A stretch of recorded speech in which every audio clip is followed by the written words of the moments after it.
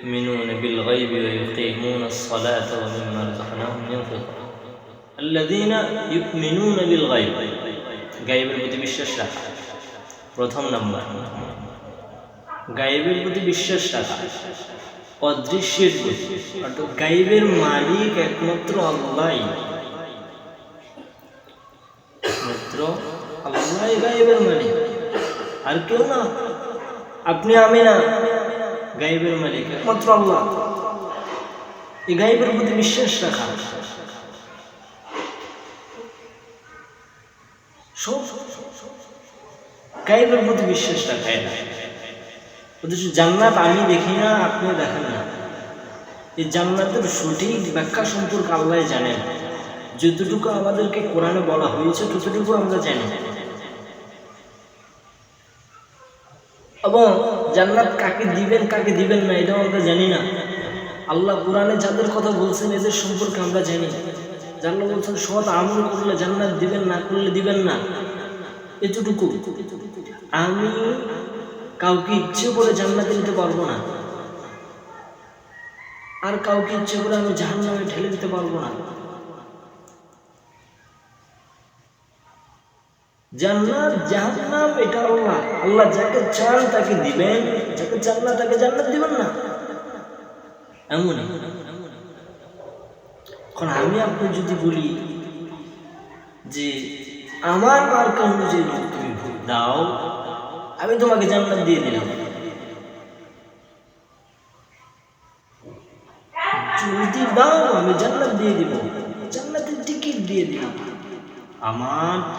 marker মধ্যে তুমি vote দিবা আমি তোমাকে জান্নাতের টিকিট দিয়ে দিলাম এটা কোন প্রেক্ষিতে বললাম হ্যাঁ জান্নাত জাহান্নামের মালিক তো আপনি না আল্লাহ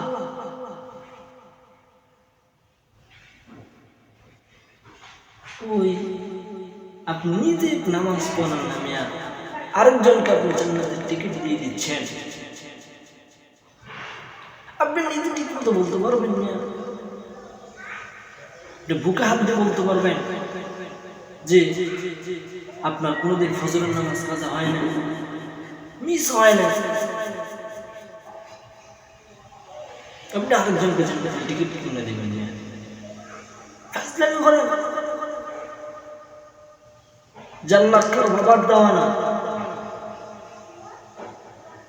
যে আপনি ইচ্ছে হইলে আরেকজনকে দিয়ে দিবেন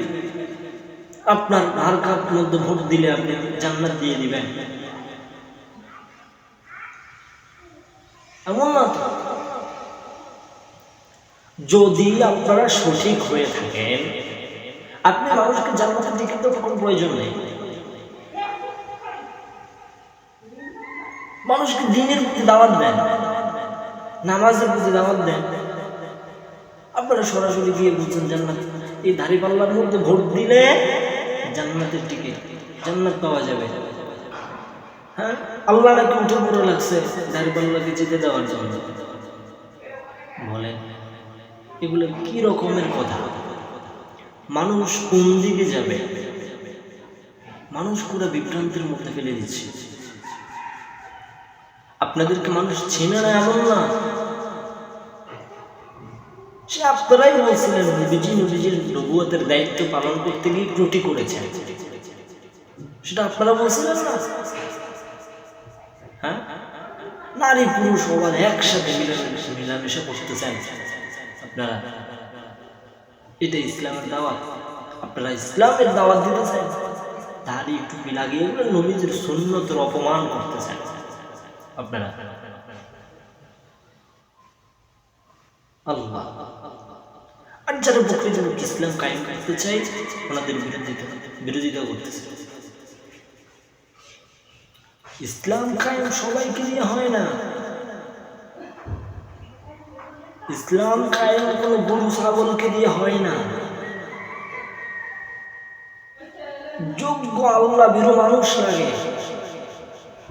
এগুলোর জন্য জনগণের সামনে আসি বলেন আপনারা